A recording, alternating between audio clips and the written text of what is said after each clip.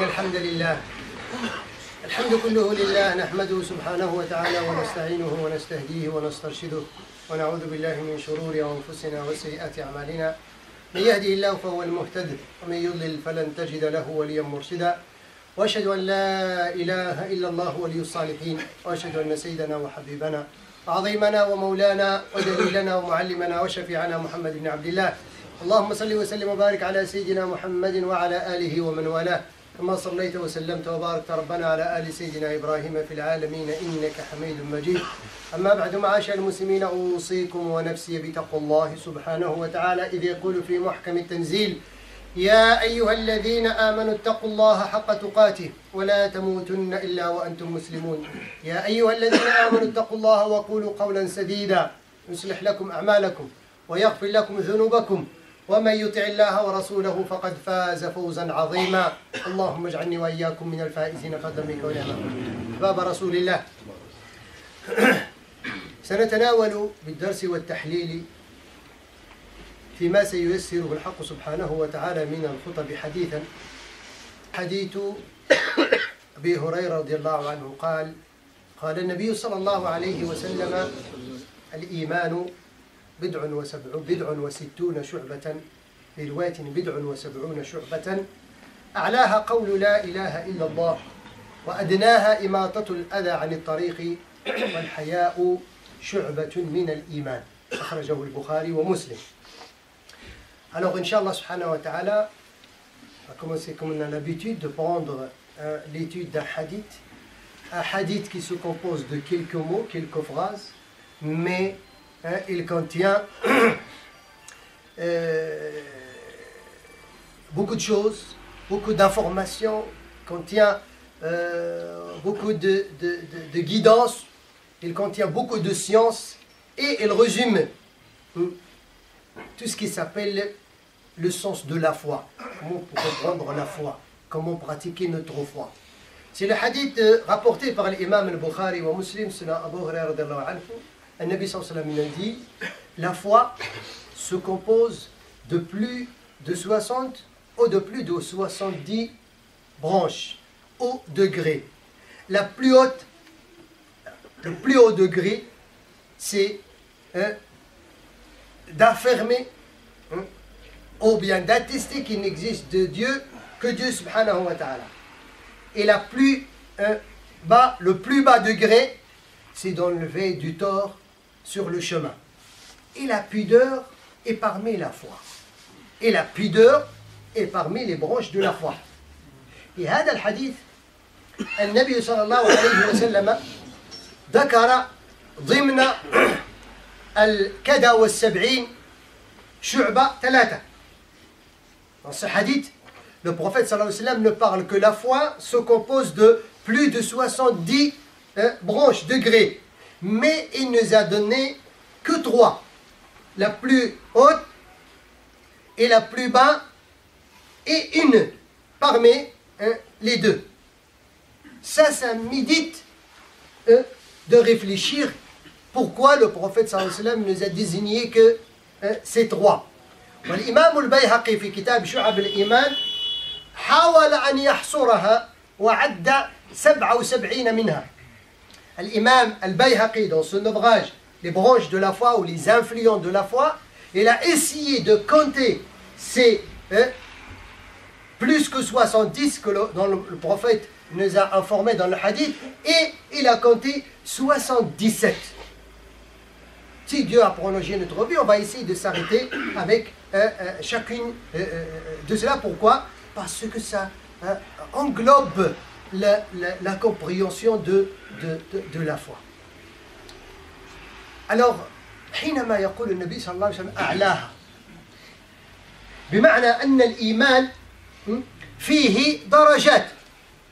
الإيمان لا يستوي فيه الناس، درجات عالية جدا وأدنى. لذلك فقال لنا إياكم أن تكونوا ممن هو أقل من الأدنى. إذن الإنسان يبدأ من الأدنى لكي ينال الدرجات العلى. وذكر بين الأدنى والأعلى والأدنى شعبة بالتخصيص ذكرها. لماذا ذكر الحياء؟ Alors quand le prophète me parlait du plus haut degré et le plus bas, ce qui montre que la foi, c'est des degrés, et les gens ne sont pas pareils. Les croyants, les musulmans, ils ne sont pas pareils là-dessus. Il y en a qui ont des degrés le plus haut, il y en a qui ont le minimum, il y en a qui n'a pas, il n'a même pas le minimum. Pour ça, le hadith nous dit, faites attention, il ne faut pas avoir moins que le minimum.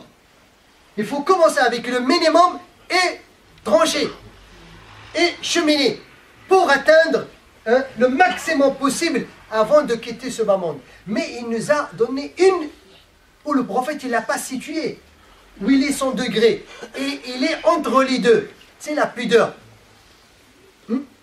لذلك دور الحياء هنا يقول العلماء أن الحياء بين الأعلى درجة والأدنى درجة وأعلاها أن يقول الإنسان لا إله إلا الله موقنا بها قلبه مش لا إله إلا الله بدون عمل لا إله إلا الله منهج حياة أن يتخذها منهج حياة que la thèse qui n'existe de Dieu que Dieu, aucune divinité à part celle de Dieu subhanahu wa ta'ala, mais ce n'est pas seulement une formule à formuler, à prononcer. C'est un mode de vie. La ilaha illallah, il doit être pour nous un mode de vie. Ça veut dire que je crois que Dieu existe et je crois en lui. Ça veut dire tout ce que je fais, c'est pour atteindre sa satisfaction ici-bas. C'est ça de dire. De la dire et de la pratiquer. Et donner la preuve comme quoi vraiment moi je crois en Dieu subhanahu wa ta'ala. Et c'est quoi sa relation avec la pudeur? علاقة بالحياة إذن حينما نقول موقنا بها وهي منهج حياة بمعنى من الإنسان الذي يتميز بخصلة الحياة يستحيي من الله تعالى أن يبارزه بالمعصية وهو مؤمن به. هذا الحياء يمنعه أن يبارز الله تعالى بالمعصية وهو مؤمن به. إنه لا يليق بالإنسان أن يؤمن بالله ويبارزه بالمعصية. هذا ليس حياء. الواحد منا حينما يعني يكون أمام والديه وأحد أعز الناس إليه لا يبارزه بما لا يحب أن يطلع عليه. الواحد منا لا يبارز أباه بالفاحشة. حياء. أنت تستحي أن تدخن أمام أباك. أنت تدخن ولكن أمام أبوك لا تدخن. هذا حياء. إذن الله يعلمنا أن نربي في أنفسنا حياء. أن نستحي أن نبارز الله سبحانه وتعالى بالمعصية ونحن موقنون بالإيمان به. Alors la relation avec la pudeur est la première, qui est la plus haute. Quand on confirme et on témoigne qu'il n'existe de Dieu que lui subhanahu wa ta'ala, et on prend cela comme un mode de vie, ça veut dire que toutes mes actions, toutes mes œuvres, ils seront dans la satisfaction de Dieu. Alors, il faut toujours ce degré de la pudeur soit présent pour ne pas être contredit. Je ne dois pas contredire cette attestation et le contraire. Parce que celui qui désobéit Dieu subhanahu wa ta'ala devant ses yeux, il n'a pas de pudeur. Il n'a pas de respect vis-à-vis de Dieu.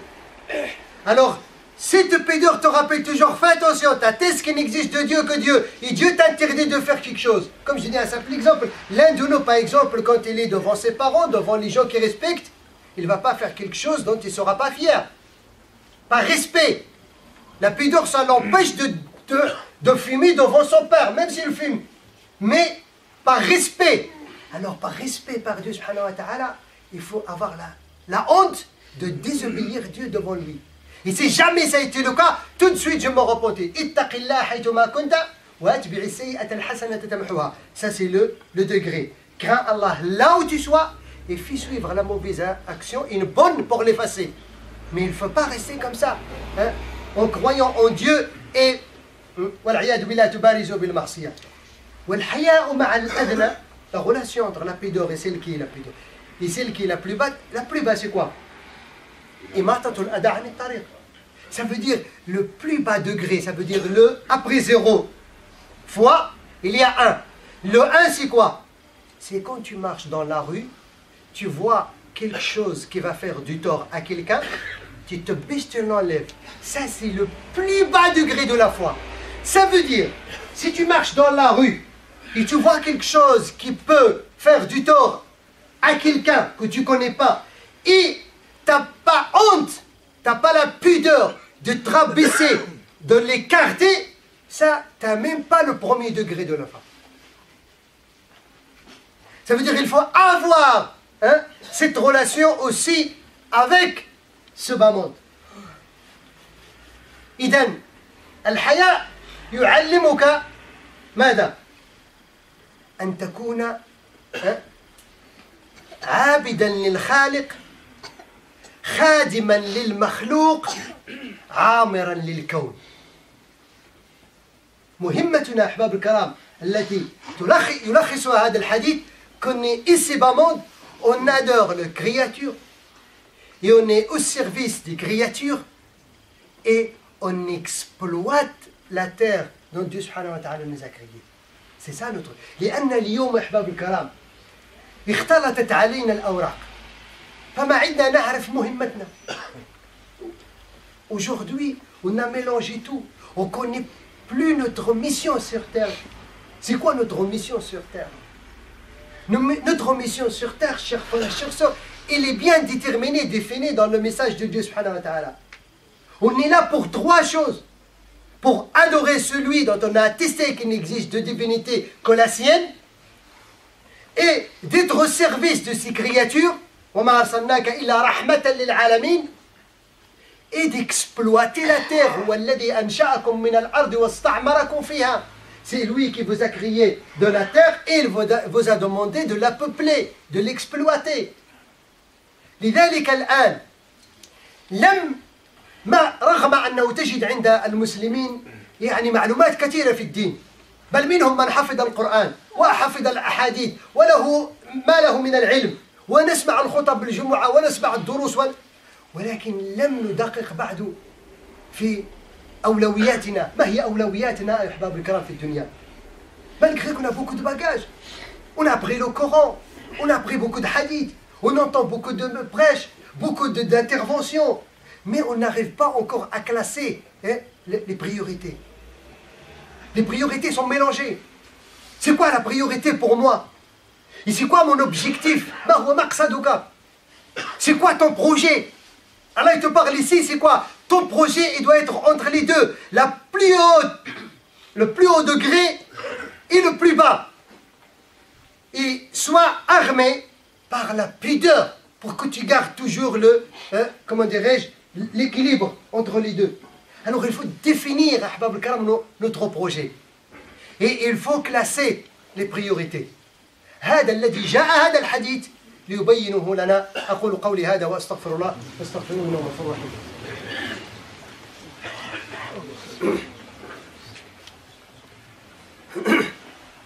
الحمد لله رب العالمين حمدا كثيرا طيبا مباركا فيه وصلى الله وسلم وبارك على سيد العابدين إمام المرسلين وعلى آله وصحبه ومن والاه. أيها الأحباب الكرام، الناس في الدنيا صنفان: صنف فقه عن الله سبحانه وتعالى مهمته في الدنيا، وصنف لم يفقه عن الله سبحانه وتعالى مهمته في الدنيا فهو من الغافلين. Les gens ils sont en deux catégories. Il n'y a pas une troisième catégorie. Une catégorie qui a compris à travers le message de Dieu subhanahu wa ta'ala sa mission et son devoir. Et une catégorie qu'ils n'ont pas compris. Ils sont livrés à eux-mêmes. وهذا نستشفه في ماذا؟ في القرآن الكريم. يقول الله سبحانه وتعالى مبينا الصنفين. Allah nous dit, en distinguant les deux catégories. في سورة الإسراء يقول سبحانه وتعالى من كان يريد العاجلة عجلنا له فيها ما نشاء لمن نريد وجعلنا له جهنم يصلاها مذموما مدحورا ومن أراد الآخرة وسعى لها سعيها وهو مؤمن فأولئك كان سعيهم مشكورا كلا نمد هؤلاء وهؤلاء من عطاء ربك وما كان عطاء ربك محظورا. هاتين الآيتين فاصلتين. Les deux versets, Allah subhanahu wa ta'ala nous met. Alors, classe ton état. Mets ta propriété. Il y a deux catégories de gens. Allah, dans le chapitre Le voyage nocturne, nous dit, parmi les gens qui cherchent à atteindre le bas monde, Al-Ajila, ça veut dire celle qui hâte de partir, celle qui va être finie un jour. Sans ceci, c'est cela. Il cherche à atteindre le bas monde. Il cherche à satisfaire ses envies en ayant la réussite totale ici-bas. Allah il lui dit, Man kana yuridu al-ajila, celui qui veut celle qui est ajila, qui a ce dunya, on va lui accorder ce qu'on voulait. Il ne va pas atteindre ce qu'il veut. Allah va lui accorder ce que Dieu subhanahu wa ta'ala a voulu. Et quand il aura cela, il sera distrait de Dieu subhanahu wa ta'ala, et le jour dernier, il sera parmi les gens de l'enfer. Et celui qui cherche la face de Dieu, le delà, mais il y a une condition. Et celui qui cherche le delà, la satisfaction de Dieu, et il a fait l'épreuve avec ses bonnes œuvres, cela, leur travail et leur œuvre, il sera reconnu auprès de Dieu. Alors Dieu va reconnaître ton effort quand tu cherches le bas monde. Tu ne vas pas dire, je cherche la satisfaction de Dieu, mais je ne fais rien. Non, pas du tout. Mais il a fait de quoi atteindre ce bas monde. Alors ici, Dieu subhanahu wa ta'ala met le point sur une chose qui est très importante. Les deux, c'est Dieu subhanahu wa ta'ala qui leur accorde leur subsistance. Alors ici, le problème, il y a quoi? On a un gros problème. لم نعرف بعد اسمحوا لي على هذا التعبير المعاصر فلسفة الرزق في حياتنا. On ne connaît pas la philosophie de la subsistance de notre vie. La plupart du temps, c'est la subsistance qui nous met dans l'égarement والعياذ بالله. في حين أن الله قال لا ينبغي أن يهمكم الرزق. في سورة الذاريات ماذا يقول الله سبحانه وتعالى؟ وتجدون دائما كلما أمر الله سبحانه وتعالى بالعبادة إلا وجاء بالرزق. سنعطي مثالين. مثال في سورة الذاريات يقول الله سبحانه وتعالى وما خلقت الجن والإنس إلا ليعبدون ما أريد منهم من رزق وما أريد أن يطعمون إن الله هو الرزاق ذو القوة المتين. Regardez, il a parlé ici. Je n'ai créé les êtres humains et les djinns que pour m'adorer. Je ne veux pas de la subsistance.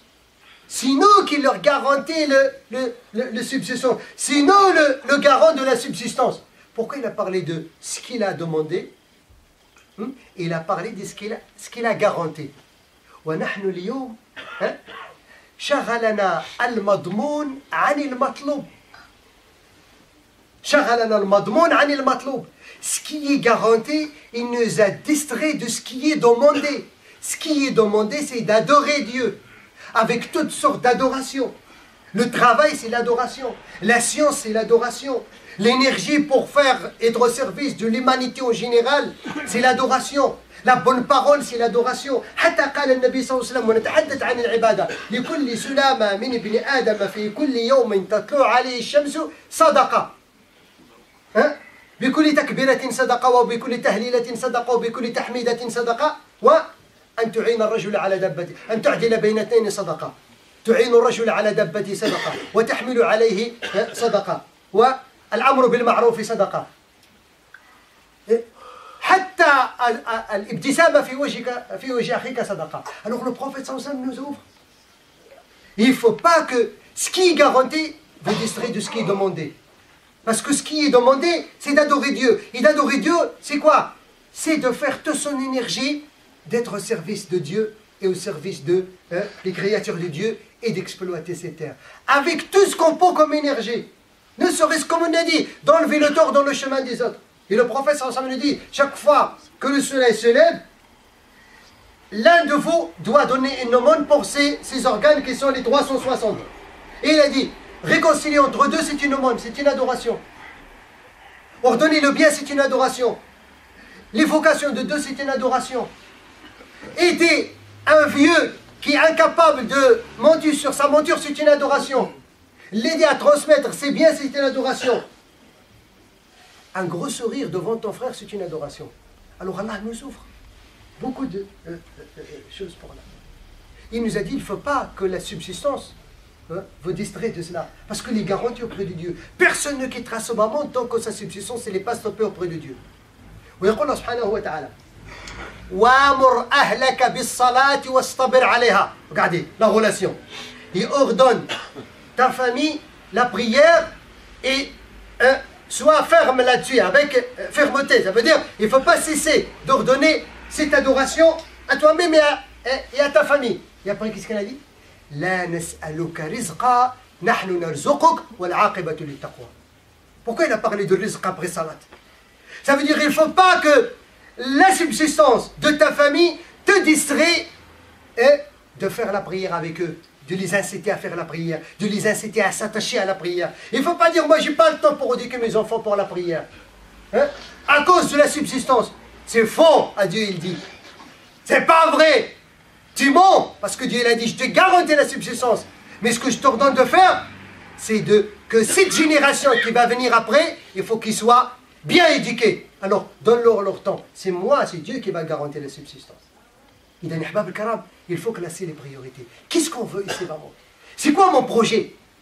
C'est quoi? Hatim al-Asam. هذا الرجل كان من أولياء الله. كان إنسانا متوسط الحال. Il a de quoi survivre, il travaille à sa journée. وكان يخالط مجالس العلم والإيمان. وكان سعيد أسعد الناس. حاتم الأصم c'est parmi les élus ولا نزكي على الله أحدا.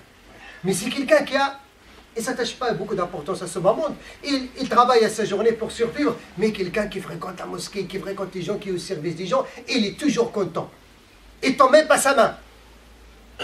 C'est un riche que ça porte, il va lui donner ce qu'il a. Un jour, une personne lui a posé une question. C'est quoi le secret de ton bonheur? C'est quoi le secret de... Aujourd'hui, quand on voit quelqu'un, il est heureux, on demande c'est quoi son secret? Pourquoi? Les riches, ils sont angoissés. Ceux qui stockent les milliards, aujourd'hui, ils n'arrivent pas à dormir. Un sommeil profond. Vous savez pourquoi? Ils sont distraits. C'est tout. C'est la réponse de Hatim al-Asam. Chacun de nous doit mettre cette réponse devant. C'est pour classer les priorités. قال حاتم الأصم سر سعادتي 4 كنوز. Le secret de mon bonheur, j'ai 4 trésors. C'est des trésors. قال, le premier. علمت أن ربي ناظري فاستحييت أن يراني في معصيته. وهذه الحياة. J'affirme, j'ai conscience que mon serviteur m'observe et j'ai honte mon Seigneur, pardon. Et j'ai honte que mon Seigneur m'observe en état de son désobéissance. Regardez. Nous, on n'a pas la conscience qu'il nous observe aujourd'hui, malgré qu'on est dans le Coran tout le temps. Inna Allah sami'un basir. Chaque fois dans le Coran, on lit Inna Allah sami', il entend, il voit. Mais il entend qui? Il voit qui? Il m'entend quand je prépare un mensonge. Il me voit quand je le désobéis. Alors Hatim al-Asam, ça y est, il a cette conscience que Dieu l'observe. Il a honte que Dieu le voit dans sa désobéissance. Voilà un trésor qui est important. C'est là qu'il te met le bonheur dans ton cœur. La deuxième. علمت أن رزقي يضمنه ربي فاطمأن لذلك قلبي. J'ai la certitude que ma subsistance, elle est garantie auprès de mon Seigneur et je suis tranquille. Personne, aucun pouvoir n'est capable de diminuer ni de rajouter de ma subsistance qui est garantie auprès de Dieu. Ça c'est la confirmation totale de cette personne. Deuxième trésor. Non, on n'a pas confiance en Dieu. Ah, c'est la crise. Ah, le patron, je dois lécher ses chaussettes pour qu'il me dégage de travail. Je dois... Mais, il faut bien être, il ne faut pas faire des bêtises de travail, il ne faut pas chercher... mais il y a quelque chose qui est très important, il y a des priorités. Mon patron, c'est une cause pour ma subsistance. Mon travail, c'est une cause pour ma subsistance.